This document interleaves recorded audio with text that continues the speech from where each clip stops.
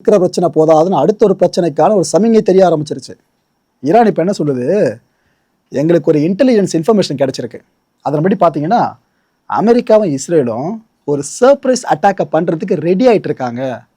So இந்த பேச்சுவார்த்தை போயிட்டு இருக்கும்போது எங்களுக்கு ப்ரெஷரை பில்ட் பண்ணுறதுக்காக அவங்க அடிக்கலாம், அப்படி இல்லையா பேச்சுவார்த்தை தோல்வியில் முடிவடைஞ்ச உடனே அடிக்கிறதுக்காக அவங்க ஒரு பெரிய அட்டாக்கு ரெடி ஆகிட்டு இருக்கிறதா இன்டெலிஜென்ஸ் இன்ஃபர்மேஷன் கிடைச்சிருக்கிறதா ஈரான் இப்போ சொல்லியிருக்கு.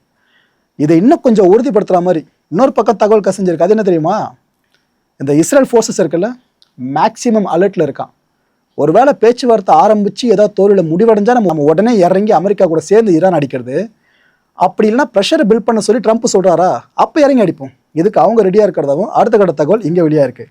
வெளியாக இருக்க 2 தகவலையும் பொருத்தி பார்த்தீங்கன்னாக்கா உங்களுக்கு ஒரு கிளான்ஸ் கிடச்சிரும். ஈரானியன் ரெட் கிரசன்ட் சொசைட்டி இவங்க இப்போ ஒரு வீடியோவை வெளியிட்டிருக்காங்க.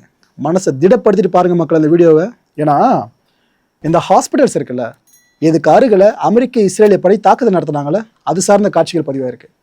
அதில் பேஷண்ட்ஸ்லாம் அலறி அடிச்சுட்டு ஓடுவாங்க அந்த ஹாஸ்பிட்டலுக்குள்ளே. அந்த அட்டண்டன்ஸ் இருப்பாங்களே அவங்களும் பதறி அடிச்சுட்டு ஓடுவாங்க. அவ்வளோ ஏங்க, பிறந்த குழந்தை சிசு இருக்குல்ல, அந்த சிசுவை அங்கே இருக்க டாக்டர்ஸ்லாம் எடுத்துக்கிட்டு ஓடுவாங்க அந்த குழந்தைங்களை. இது போல் நிறைய காட்சிகள் பதிவாக இருக்குது. இது எல்லாத்தையும் தான் அவங்க இப்போ வெளியிட்டிருக்காங்க. இதில் ரெட் கிரசன்ட் சொசைட்டியோட பங்களிப்பு இருக்குல்ல, அவங்க எந்த அளவுக்கு ரெஸ்க்யூ சார்ந்தால் ஈடுபட்டாங்க அப்படின்னு சொல்லிட்டு இது சார் நான் அவங்க எக்ஸ்பிளைன் பண்ணுறதும் அந்த வீடியோவில் அமைஞ்சிருக்கு.